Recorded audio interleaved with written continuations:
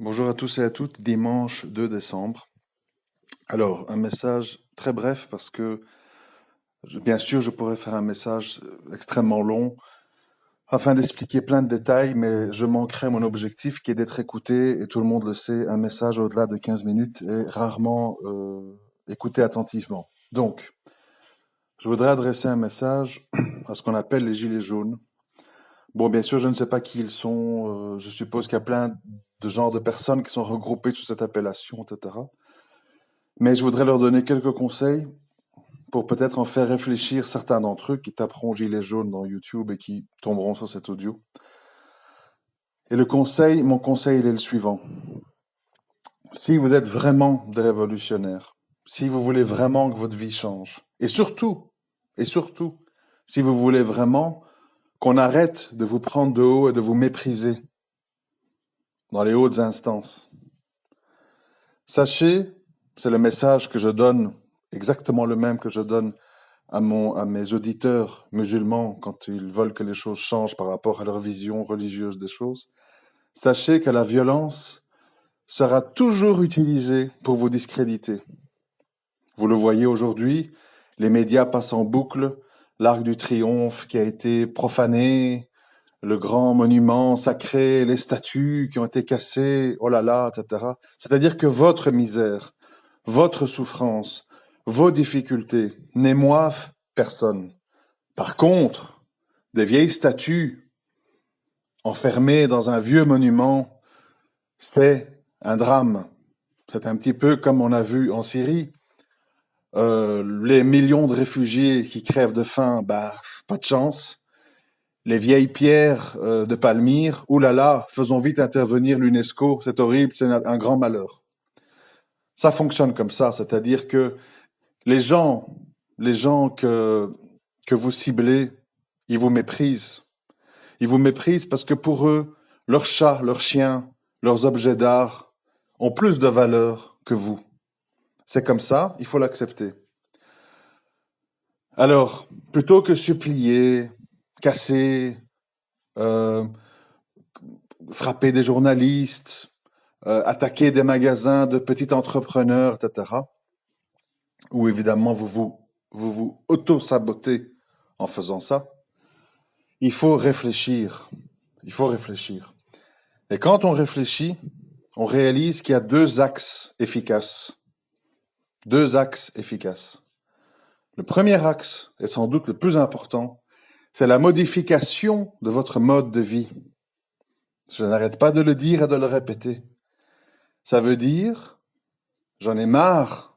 Écoutez-moi bien, s'il vous plaît, et passez le message autour de vous. J'en ai marre d'être abusé, manipulé.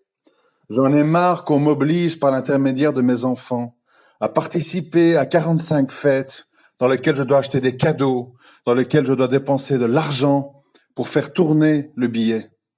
Halloween, Noël, Pâques, Carnaval, fête des mères, fête des pères, fête des voisins, etc. Je ne joue plus à votre poker sordide. 2, je n'immobilise plus mon argent dans les banques qui vont en profiter pour imprimer, informatiquement parlant, de l'argent fantôme qu'ils vont prêter à d'autres esclaves. Je ne laisse pas d'argent sur mes comptes en banque. 3, je ne fais plus de crédit bancaire. J'arrête de vouloir acheter la nouvelle télévision OLED à 2000 €. J'arrête d'aller vouloir acheter ma paire de skis Rossignol pour aller faire plouf-plouf dans les Alpes. J'arrête de réserver des hôtels piscines à Marbella pour l'été et je commence à devenir un peu économe et à penser à me restreindre. J'arrête d'avoir cette maladie de vouloir absolument être propriétaire de mon lieu d'habitation. J'accepte l'idée d'être locataire. J'accepte l'idée de ne pas aller en vacances ou d'aller dans des vacances économiques. J'accepte l'idée que pour distraire le petit, il faut peut-être pas aller à Disneyland Paris, claquer 2, 3, 400 €. C'est ça la première révolution que vous ne faites pas. Que vous ne faites pas. Et c'est la raison pour laquelle ça m'amuse. J'avoue que je suis amusé à la télévision de voir en fait qu'après avoir gueulé sur toutes les chaînes et tous les débats, le danger islamiste, Daesh et compagnie, réseau dormant, en fait, la vraie menace, c'est quoi? C'est le peuple. Et qu'évidemment, on voit bien que malgré le chaos ambiant, il n'y a aucun attentat. Il n'y a aucun fait divers relié à du terrorisme. Ça prouve bien que nous avions affaire à 10, 15 individus éparpillés en France qui, pour X, Y raison, ont fait ce qu'ils ont fait. Et qu'il n'y avait pas lieu de commencer à bomber le torse et à alarmer les gens pour développer une islamophobie déjà très présente. Bref, c'est un autre débat. Deuxième chose, concernant les jusqu'au-boutistes, les gens qui disent non, pas question, ça prendra trop de temps, moi je veux passer à l'action, je veux des résultats, je veux me défouler, etc. Bon, soit. Mais alors au moins, quand vous passez à l'action, au moins, visez le cœur du problème. Quel est le cœur du problème? Ce sont des grands groupes qui ne payent pas d'impôts en France, qui s'arrangent pour pas payer d'impôts, et qui sont là à vous vendre des cafés à 4 € chez Starbucks, des iPhone X à 1500 € aux Apple Store, etc., etc. Amazon, qui emploie une bande d'esclaves, qu'ils traitent comme des moins que rien, et qui payent pas d'impôts, ou très peu. Total Fina et compagnie. Pourquoi s'attaquer aux bagnoles des particuliers dans les rues, aux forces de police qui font leur devoir et sont payés pour ça? Ils n'ont pas le choix. S'ils lèvent pas la matraque ou s'ils jettent pas des bombes lacrymogènes sur vous, ou s'ils vous arrêtent pas, ben ils sont licenciés ou ils ont un blâme ou que sais-je. Ça ne sert à rien. Ça ne sert à rien. Peut-être qu'ils souffrent autant, c'est pas plus que vous, mais ils n'ont pas le choix. Vous comprenez? Alors, je ne comprends pas pourquoi à un moment donné, on n'identifie pas clairement l'ennemi. Clairement. Au lieu de se défouler. Ce qu'on voit maintenant, c'est du défoulement. C'est du défoulement. Le lendemain, sur les Champs-Élysées, il y a quelques blacks esclaves qui vont devoir balayer les dégâts, des auto-nettoyeurs, machin, truc, et puis on voit plus rien. Retour à la case départ. Il faut toucher au portefeuille. Et pour toucher au portefeuille, il faut changer vos habitudes de consommation, il faut arrêter avec les crédits, et il faut toucher d'une façon ou d'une autre, par des boycotts ou que sais-je, les grands groupes qui ne payent pas d'impôts et qui viennent créer des besoins en France, McDonald's et compagnie, et qui viennent en fait s'engraisser et engraisser les dividendes de leurs actionnaires sur votre dos. Mais pour arrêter ça, il faut déjà commencer par arrêter de consommer chez eux. Arrêtez d'aller à Disneyland Paris. Arrêtez de commander sur Amazon. Arrêtez d'avoir acheté un iPhone X. C'est ça le problème. Et si vous voulez passer à l'action, eh bien, au moins, soyez structurés. Sachez ce que vous faites. Sachez ce que vous faites. Ça ne sert à rien de tirer des pavés sur des policiers et de brûler des bagnoles de votre voisin. Ça ne sert à rien. C'est injuste. C'est injuste. Parce que le policier blessé, qu'est-ce qu'il va faire? C'est un humain, c'est pas un robot, hein. Il va vouloir répliquer. Et il va vous tirer au flashball dans la bouche. Et vous allez vous retrouver avec une blessure grave, comme on a vu dans certaines vidéos qui circulent. Pourquoi? Parce qu'on a en face de soi un humain qui n'a pas envie, pour les 1500 à 2000 € par mois qu'il touche, se faire déboîter l'épaule et se retrouver handicapé. C'est normal, c'est logique. Donc à un moment donné, il faut réfléchir. Est-ce que je ne suis pas un complice inconscient, indirect de tout ça, de tout ce qui m'arrive? Est-ce que moi je n'aime pas prendre mon billet d'avion Ryanair à 70 € aller-retour pour aller à Majorque? Ah oui, ça j'aime bien. Je pollue, j'immobilise un avion, je pousse à ce que Ryanair sous-paye et maltraite ses employés parce que je veux aller en vacances à 70 €. Et les exemples se multiplient à l'infini.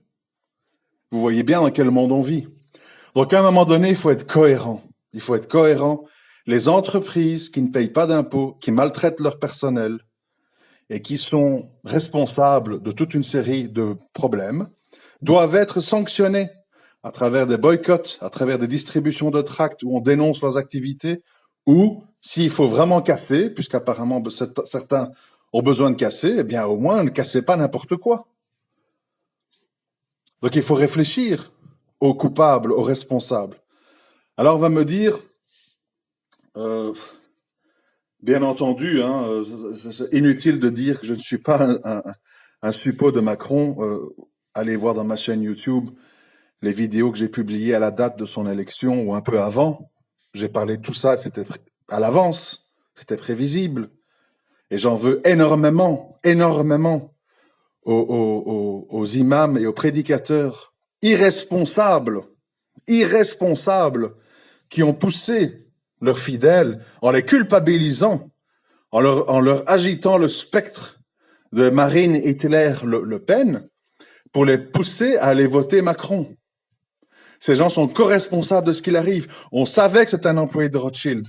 On savait que c'était un agent d'Atali. On savait qu'il allait appliquer le mondialisme au mépris du peuple. On le savait. Et tous ces gens, par lâcheté, par opportunisme, par peur, par médiocrité, ont incité à ça. Voilà le résultat. Ça aussi, demander des comptes à ces gens. Demander des comptes. Il faut aller trouver Nourdine Aoussat dans sa mosquée, je sais pas où il est, Aix-en-Provence, Aubange, je ne sais pas où, dans le sud de la France. Il faut lui demander. Parce que ces gens, c'est des opportunistes. Ils vous disent votez Macron, puis après tu les vois se balader en gilet jaune, et puis ils font semblant de rien, et puis ils parlent d'autre chose, et puis ils vous parlent de voyage à la Mecque dans un hôtel 5 étoiles pendant que la France est à feu et à sang, et que votre enfant se retrouve entre du rap et du shit au pied de sa tour. C'est facile de se dédouaner. C'est facile de jouer au con. À un moment donné, c'est vous qui m'écoutez, que vous soyez athée, chrétien, musulman, Front National, peu importe, soralien ou que sais-je, à un moment donné, vous devez comprendre qui est responsable de votre situation. Macron représente 18% des Français. Si on compte l'abstention, les votes blancs et ceux qui ont voté pour quelqu'un d'autre. Et parmi ces 18%, il y a la moitié qui regrette. Donc Macron représente 10% des Français. Qui? Les élites riches et aisées de Bordeaux, Nantes, Paris, etc. Le reste de la France souffre, le reste de la France est tenu en laisse, et le reste de la France reçoit des coups de pied et on dit paye et tais-toi. Je dois appliquer mon programme, il faut réformer la France. Si t'es pas content, tu auras des sanctions, etc., etc. Il est beau le changement. En marche vers quoi? En marche vers qui? On vous culpabilise pour la pollution, les diesels et autres. Mais tout le monde sait que c'est une goutte d'eau dans un océan de pollution, avec les énormes usines à charbon en Allemagne qui enfument toute l'Europe. Et un coup, on vous dit incitation pour acheter des diesels propres, puis un jour, on vous culpabilise, vous savez plus revendre vos diesels, etc., etc. Donc, à un moment donné, le problème, c'est arrêter d'être un pion téléguidé et arrêter de consommer aveuglément. Arrêter de copier des comportements ridicules. Je l'ai toujours dit depuis des années, pour ceux qui m'écoutent, il y a beaucoup de choses que vous faites alors que personne ne vous met une arme sur la tempe pour le faire. Vous le faites de votre plein gré, de votre plein choix. C'est votre faute, à vous, si vous acceptez de rentrer dans une agence de voyage et de lâcher 8, 9, 10 000 euros pour aller à la Mecque sous le grand Big Ben d'Al Saoud. C'est votre faute, vous êtes complice, vous financez tout ça. Et pleurez pas après. Ne pleurez pas après. Il n'y a pas de réalisme, il n'y a pas d'honneur, il n'y a pas de courage. Il y a justement, c'est une obligation de l'islam, hein, il faut payer. Hein. Si demain le Hajj c'est 40 000 euros, je vais payer aussi. Vous comprenez? C'est votre mentalité de mouton sans honneur qui nous a menés là où nous sommes. Vous tous, que vous soyez musulmans ou non, c'est la même chose. Vous avez développé une mentalité de mouton complice. Et le mal se propage. Partout. Tout le monde est là. Oh, regarde, Al-Salman qui prend Poutine dans ses bras au G20, c'est dégoûtant, etc., etc. Mais continuez, allez au pèlerinage à claquer du pognon. Continuez. Vous financez les escrocs. Vous êtes complices des escroqueries et puis vous dites, ah, les escrocs prospèrent. Mais évidemment, tu leur payes des impôts directs ou indirects. Ah, Apple, c'est scandaleux, les gens, qu'est-ce qu'ils ont, etc. Mais c'est vos enfants qui font la file à l'Apple Store quand il y a un nouveau modèle qui sort. Vous les avez éduqués à expliquer pourquoi il faut arrêter. Enfin bref, je ne vais pas m'exalter parce que chaque fois ça me rend malade de voir à quel point l'humain n'est pas structuré dans sa pensée, dans ses actes. L'humain, même intelligent, même instruit, sur certains sujets, bloque mentalement. Il ne comprend pas. Le musulman, par exemple, ne comprend pas qu'il ne peut pas être complice du mal sous toutes ses formes. Il ne comprend pas. J'ai toujours dit, avec les élections, les musulmans n'ont pas à s'en mêler. C'est une affaire de Français qui croient dans la politique, qui croient dans la démocratie. Il faut les laisser se dépatouiller dans leur système. Et on voit le résultat. Nous n'avons pas à prendre position et à défendre, suivant nos intérêts, pour avoir des permis de bâtir ou que sais-je, Emmanuel Valls, et puis Macron, et puis Mélenchon, etc. Il faut quand même pas être Einstein pour comprendre que nous avons affaire à une bande d'escrocs. Pourquoi voulez-vous prendre parti pour des escrocs?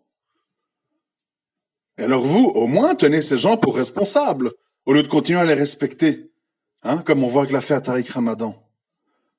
C'est quand même inouï qu'à un moment donné, on se dit vouloir être représentant du bien, de la justice, et de financer ou d'approuver ou d'applaudir des escrocs, des gens mal intentionnés, des menteurs, des manipulateurs. Je suis désolé, tous les problèmes se recoupent. Parce qu'on va me dire, tu mélanges des sujets, économie, Macron, musulmans. C'est la même chose, vous êtes tous à la même enseigne. C'est pour ça que mon message n'est même plus, je dois même plus dire qu'il est destiné aux musulmans ou non, parce que finalement c'est la même chose. C'est les mêmes problèmes qu'on retrouve. C'est le problème de la mentalité du mouton qui va à l'abattoir en souriant et en te mordant la main si tu veux le sortir de la file. Il te mord la main. Il te mord la main. Si tu dis à quelqu'un, arrête le pèlerinage à 5 000 $ la tête. Il va te mordre la main. Mon frère, c'est une obligation religieuse. Tais-toi, tu crains Allah. Qu'est-ce que vous voulez faire? Si vous dites, arrête de prendre parti pour Macron, de pousser les musulmans à aller voter, etc., on vous mord la main. On vous dit quoi? Tu veux Marine Le Pen? T'es un fasciste, c'est ça? T'es un faux converti, hein? En fait, t'es un raciste. Tu veux qu'on ait une raciste au pouvoir. Le mouton vous mord la main. Alors moi, je suis désolé, à un moment donné, soit que le mouton, il écoute, il change, il se réforme, il se remet en question, ou bien il va à l'abattoir et qu'ils s'entretuent tous là dans les rues, Champs-Élysées, gilet machin, gilet jaune, policier, Macron, qu'ils mettent sur un pieu.